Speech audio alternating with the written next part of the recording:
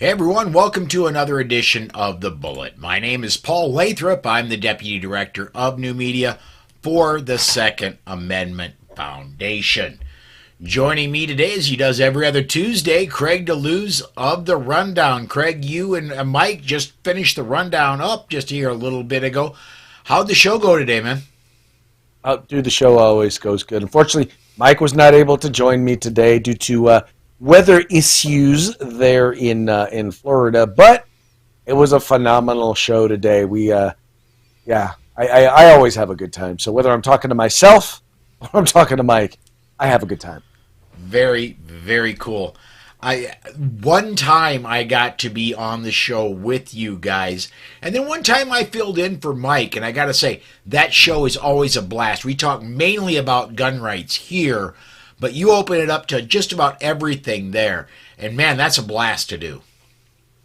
Well, it is, and it's the reason we started the show was because I like talking gun rights, and I could talk gun rights all day, every day. But there's so many other issues that I am passionate about that are facing our country that literally I talk about the 2A issue because the right to keep and bear arms is going to help us defend us from a lot of this other madness that's going on. Well, and I haven't said this in a very long time on the air, but politically, I'm a one-issue guy, and I focus on gun rights because if a politician trusts you with firearms, chances are they're going to trust you with a whole lot more than that. And the ones who do not trust you with firearms tend to not trust you with anything else. That's exactly right. That is exactly right. All right, as we get started today, as I usually do, I want to remind everybody, if you're catching us on Facebook or YouTube on the Polite Society podcast channels, you can comment directly on those videos. We'll get those comments and we'll put them up on the air, discuss them while we're live. If you're catching us anywhere else, you pretty much have to go to Facebook or YouTube, find the videos, simply because our Twitter link still is not working. Elon will not let my broadcast software in anymore. I used to be able to get tweets and pull them and put them on the air. But anyway, let's get started here, Craig. First story that caught my eye today, this off Breitbart.com. Nothing real huge about this other than the number surprised me. 77,000 people attended the NRA show last year. In my opinion, man, NRA's got its issues, but that's a strong showing for the NRA annual meetings and exhibits. And it's good, and it can be seen as nothing but good news for the NRA. What do you think, man? Oh, no, I completely agree. I haven't, I really wanted to go this year, and unfortunately I just wasn't able to. Just other things got in the way. But I think it's important to make a showing at NRA because right now our fundamental right to keep and bear arms is under severe attack. As people are going out and engaging in violence, those instances where firearms are involved are getting a lot of publicity, and very few other aspects of those incidents are getting any publicity or any real public policy discussion. So it's important that we stand up and let people know who we are and where we stand. And I'm glad to hear that a good friend of ours is now on the board of directors there at the NRA. And once again, if there's a time to stand together, now is it. So a good showing at NRA is good for all gun owners. Yeah, matter of fact, two of people I call friends are on the NRA board of directors now. Well, three. Mm-hmm. Anthony Calandro has been there for a while. I consider Anthony a friend. Amanda Suffolcool and Rick Ector were elected to a 3-year and a 1-year seat. Wait. I didn't even know that Rick got elected. He did. He got the 1-year 76th director seat. Yes. Okay. All right. Well, now the fight starts. Let's make sure we keep him on there. Yeah. Rick, that's... I wish he would have got elected to a 3-year seat, and he was up. The nominating committee did put him up. He did not win the initial 3-year seat, but he did get the 1-year seat for the 76th director, and I'm sure he will get a 3-year seat when he's up for re-election next year. Let's see here. I want to, I don't want to. We're getting some comments in. Let me get this up real quick. but I don't want to make this NRA bashing. But I do want to get this comment up. CNT Designs and Arms. I think it's sad that people still support the NRA, especially when you know the NRA has sided with gun control since the 1934 NFA. I said introing that NRA has its problems, and NRA does have its problems, but the NRA is the 800-pound gorilla in the room. The NRA has done, historically, very good things for the Second Amendment, and nobody has a bigger lobbying arm in Congress than the NRA does. That includes GOA, that includes SAF, that includes it includes all gun rights groups. FTC, NRA, yeah. Nobody has the impact, the resources at the federal level in particular that NRA does. And I agree with you. NRA is far from perfect. There are definitely things I'd like to see changed. And I think electing good people like Rick Ector and like Amanda Suffolk to the board will help us to make sure those things change. Yes. But you're right. They are the 800-pound gorilla in the room. It is a gorilla that I would like to see reformed as opposed to eliminated. Yes, very much so. We need a strong and healthy NRA. And I think Rick and Amanda are going to help with that. Yes, they will. Next, we're probably going to end up spending most of the rest of our time talking about the second story I found today. And there are a lot of bad gun bills that are, as we speak, there were hearings about all of these in the California legislature today. First up, Assembly Bill 1252 uses taxpayer dollars to create a Office of Gun Violence Prevention to generate propaganda promoting the erosion of Second Amendment rights. This is written by NRA-ILA. While the NRA does not oppose objective research into the root causes of violence and violence prevention, and that violence prevention is a laudable goal, biased research focusing solely on firearms is often used to generate propaganda pushing for more gun control. Further, California tax dollars are already used to fund the University of California Gun Violence Research Center. And that, if I'm remembering right, Craig, isn't that located at Tie-Dye U down there in Berkeley? No, actually, it's at University of California at Davis, which is just across the causeway from where I am right here in Sacramento. It's run by a gentleman named Garen Wintemute, who is a known gun grabber. And literally, their whole goal is to create research that is about banning guns. And most of the research they do, by the way, these are not sociologists. These are not economists, people who study human behavior. Many of these are former medical doctors or emergency room doctors. And for them, the Second Amendment is a disease for which they are seeking a cure. And that's the attitude that they take when they do a lot of their research. And now to create this department, right? So now they want to create this department that is about gun violence prevention, right? So we already have a fund that we're supposed to pay into every time we buy a firearm in California. It's supposed to go to firearm safety. Yeah, doesn't go to that. Doesn't at all go to that. They were supposed to be, all these things they talk about creating guns, they're not interested in safety. They're interested in banning guns because to them, the best way to create firearm safety is by banning guns, the individual, the law-abiding citizen's ability to own and purchase firearms. Now, they say, well, that's not our goal. We're not trying to ban guns. But if you keep passing policies or promoting policies that further and further and further restrict my right to own a gun, to buy a gun, to get ammunition for that gun, to be able to possess that gun wherever I may need to possess that gun, that control what type of firearm, how much ammunition I can have. All of those things infringe on my right to keep and bear arms. Now, I seem to remember there's something in this document. It's called the Constitution. This is something about not infringing on the right to keep and bear arms. I could be wrong. I'm no lawyer. Well, and what these researchers don't do is look at, okay, what has worked in the past, what has not worked in the past. I can't think of a single gun law in the history of the United States from 1934 onwards that has worked, that has done what it was advertised it was going to do. You know, it's funny, if you had a chance to watch the House Judiciary Committee's hearing the last couple of days, that's taking place in New York, in Manhattan. Mm-hmm. What's interesting is you have the Republicans brought in both heads of organizations and individuals who are talking about issues of crime and violence that are taking place there in Manhattan that are being ignored by the district attorney there in Manhattan.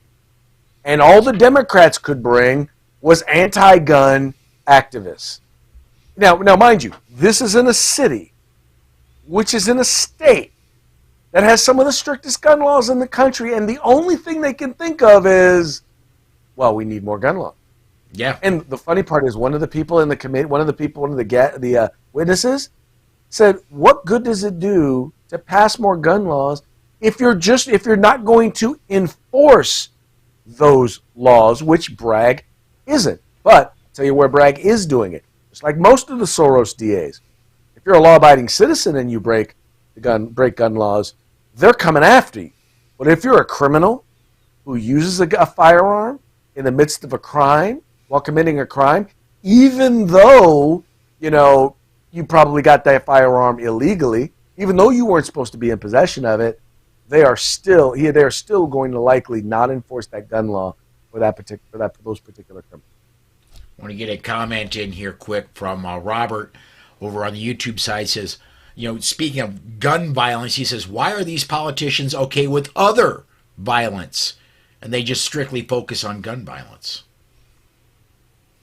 Because they're hypocritical. They don't care about whether or not people are dealing with violence. What they care about is banning guns because they don't feel safe. See, understand, these are people who believe words are violence, that making you feel uncomfortable is violence. And they don't feel comfortable if people own firearms. So they want to feel comfortable, therefore they want to take away your right to keep and bear arms. If they really cared about violence, here's what we would be doing. We would be locking up the people who habitually engage in violence. We'd be locking them up for a long time. Oh, yeah. By the way, that's proven to work when it comes to reducing violent crime. They would also be focusing on gang-related activity because that is a huge portion of where the violence come from is gang-sponsored violence. Oh, when they talk about they love talking about children. The number one cause of death, children, right? They from 0 to 19, which are basically adults. The overwhelming number of them are 16 to 19, and the overwhelming number of those who die from firearms are engaged in either drug activity or gang violence, right? And nobody wants to have that conversation. At least none of the gun grabbers want to have that conversation because, as we said, and you know this, it's not a firearm issue. It's a people issue. And when you let people engage in certain activities, there are certain people who, quite frankly, are going to do things that are going to engage in violence. Yeah. Let me get another comment in here. This one from C&T Designs and Arms. These are people that will send armed men to kill you or disarm you. They love guns when they control the guns. Yep. Well, there you go. Because they don't want to control guns. They actually just want to control people. There you go. They want to control all of the guns so that they can control the people. Yep. Our good friend Yehuda Reamer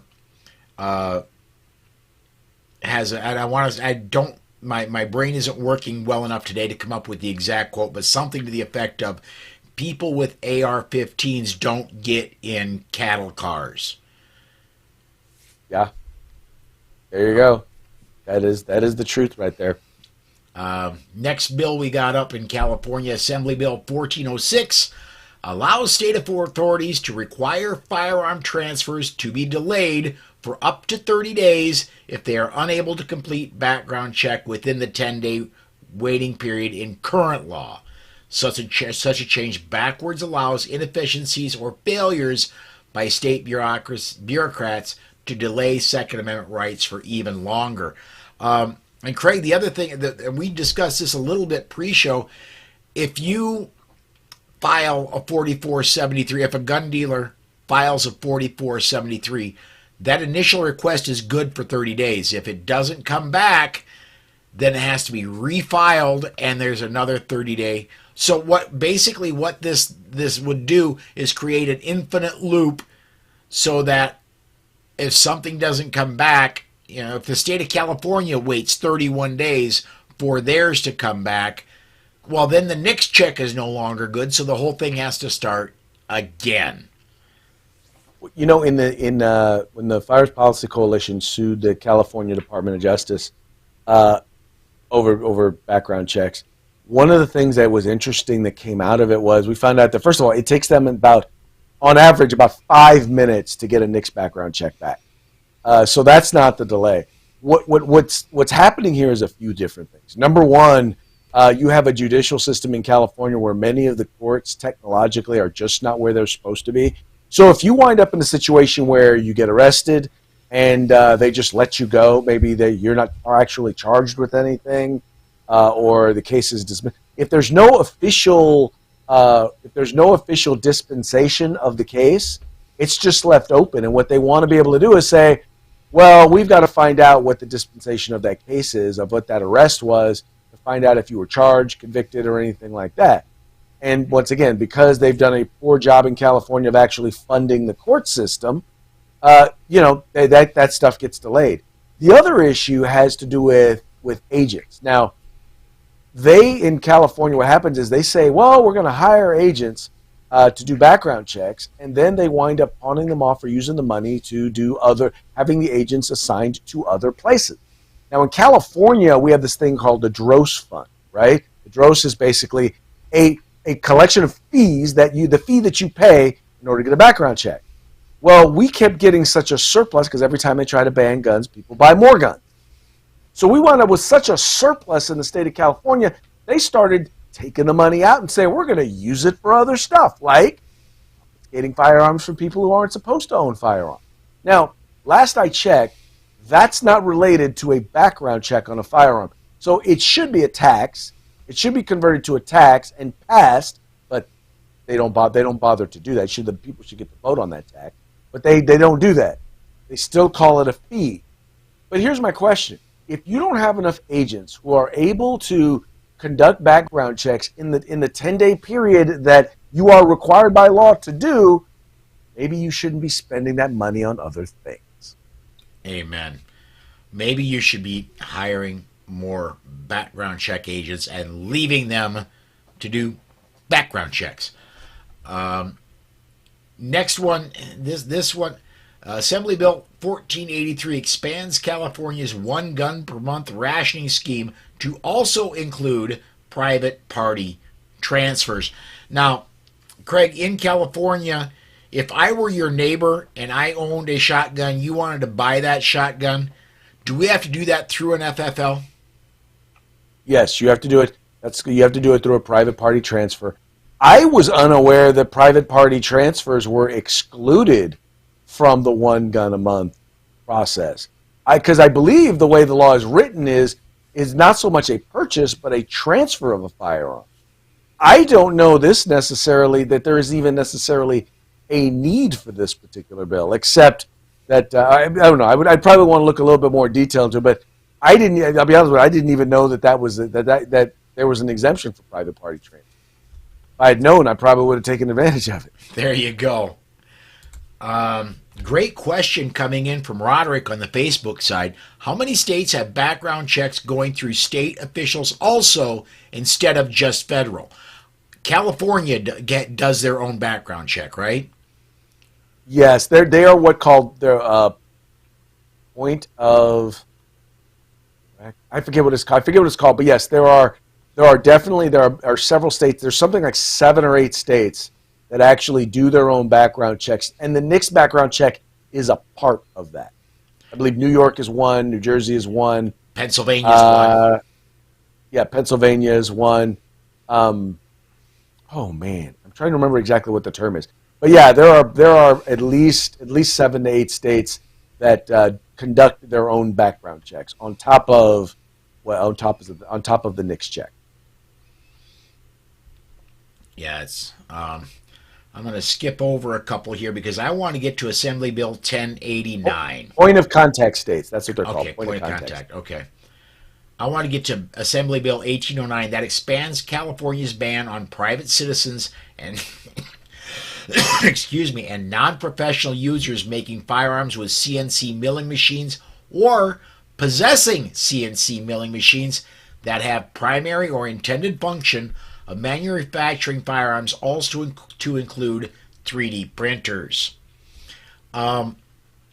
Look, California wants to leave manufacturing altogether, period, because every CNC machine is able to make firearms. Every 3D printer is able to make parts for firearms. They are going to ban every CNC machine and every 3D printer in the state if this AB 1089 goes through. What it's going to do is this is how they're going to work it. If you own a CNC machine and you wind up owning the programs or the programming technology to produce a firearm, it's basically going to be like constructive possession. Meaning, if you've got the machine and you got the know-how on how to do it, then that's where they're going to get you. I want to throw a plug, and I've got a Firearms Policy Coalition T-shirt I almost wore this morning. Instead, I've got my Polite Society podcast shirt on, but it was near the top of my clean clothes that I had to change into today. But Firearms Policy Coalition has been on this for a long time with their website, codeisfreespeech.com. SAF has lawsuits that have won in the Fifth Circuit concerning Defense Distributed. This is a losing effort on the state of California. It will make its way to the Supreme Court, I believe, and California, should this go through, this is a free speech thing, man. Well, it most definitely is. I mean, if you can still go and you can purchase, was it the Anarchist Cookbook?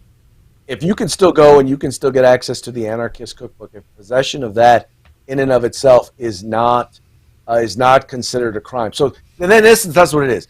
If you own the Anarchist Cookbook and you have any of the parts, the pieces to do any of the things that are in the Anarchist Cookbook, to them that is constructive possession and therefore is a crime. That's in essence what they're talking about. All right. We've just been corrected, Craig. Let me get yes. Let me get a couple comments in here from gun websites going back to how many states have their own background check system. Pete over at Gun 14. Websites says 14, and he also sends states with their own additional background check: Washington, Oregon, California, Nevada, Utah, Colorado, Illinois, Tennessee, Virginia, Florida, Pennsylvania, New Jersey, Connecticut, Hawaii. Wow. Well, there you go. Breathe. Thank you, Gun Websites. Yes. You the website. Yeah, and go check that website. If you're on YouTube, I believe that's a clickable link. But yeah, go check that out. And this one, the last one we're going to talk about for California, we've only got about 5 minutes left. Senate Bill 452 prohibits firearm dealers from selling or transferring any semi-automatic handgun after January 21st, 2027, unless the state certifies that it has microstamping. In addition, it also prohibits replacing a microstamping component on such a handgun unless it is replaced with another valid microstamping component. The state of California lost this in federal court very recently. And matter of fact, I remember talking about it a couple weeks ago. And Bob Bonta, the Attorney General of California, has decided not to go ahead with the appeal for the microstamping provision of that loss. It appears he's going to let that microstamping loss stand. So here comes the legislature saying, look, we know we're going to lose. We're going to do it anyway. Okay, so I thought about this after we talked about it pre-show. The one difference with one thing about the California law that's important to note is it required microstamping in two places, not just on the firing, not just from the firing pin onto the shell casing, but in one other location.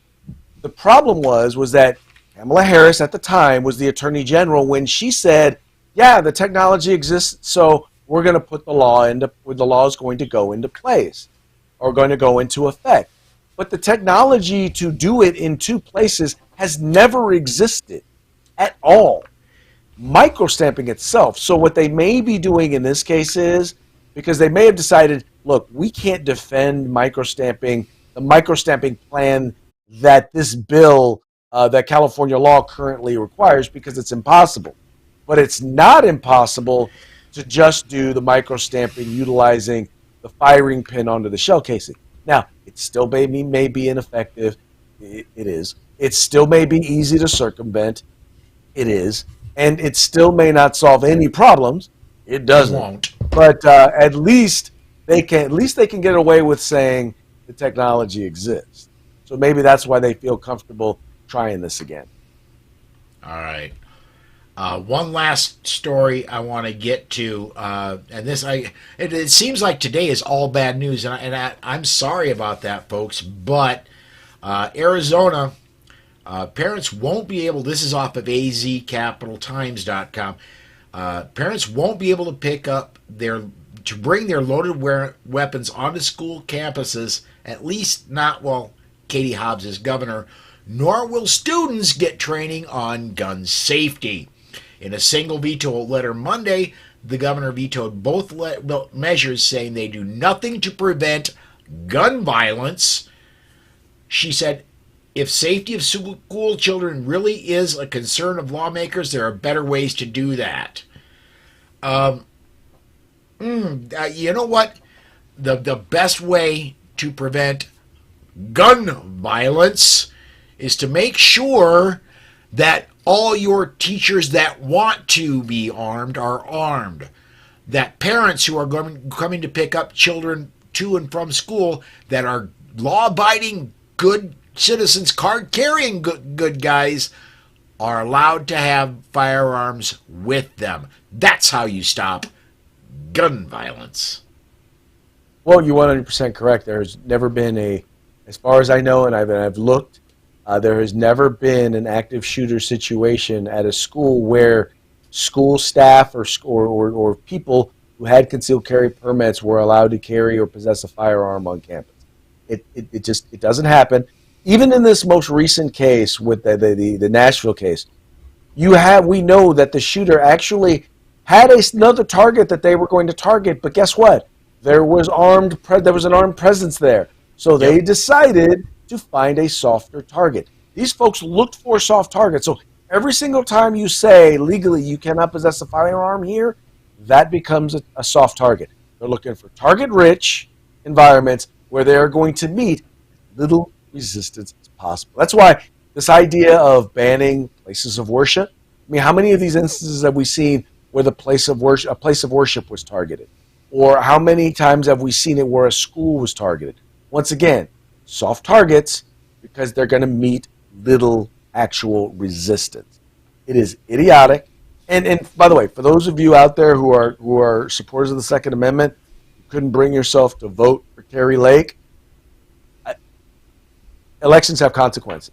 They do. Y'all decided on Katie Hobbs, so that's what you get, right? Your kids are now unsafe in school because, well, you couldn't get behind someone who maybe was supporter of a guy who does mean tweets. Well, and let's also say that you've got a chance, Arizona, in 2 years to put a veto-proof majority in. Get to work on it, and now's the time to start. Yep. We are Now it's time almost to the start. bottom of the hour, Craig. If you would, please plug the rundown. And also, Morning Coffee with Craig. How's that going, man? Every Tuesday, Thursday, 9 a.m. on Firearms Policy Coalition. If you just look, whether it's on YouTube or on Facebook, just look for just look for gun policy, and you'll find the Firearms Policy Coalition. The rundown is 2A Views of Conservative News, hosted by myself and Mikey P, or Mike Pilwarski from Arms Room Radio, every Monday through Friday, 3 p.m. Pacific, 6 p.m. Eastern. You can watch it wherever you watch your videos or listen wherever you get your podcasts. And we're also on OpsLens. Check it out if you want to talk about 2A news, or you want to hang out with some common sense conservatives. We're the place to be. All right. And one last comment on our way out the door. If they want serial numbers on each spent case, how about a serial number on each pill so we can track where illegally abused drugs are sourced from? End drug violence. Makes about as much sense to me, entirely dude. too much sense, sir. This is politics. We don't make sense in politics. All right. Craig, thank you very much. Everybody, that's going to wrap it up for us today. Please do come join me tomorrow, 6 p.m. Central Time. We'll be talking more news. And until then, everybody, podcast listeners, thanks for listening. Viewers, thanks for watching. And we'll catch you next time.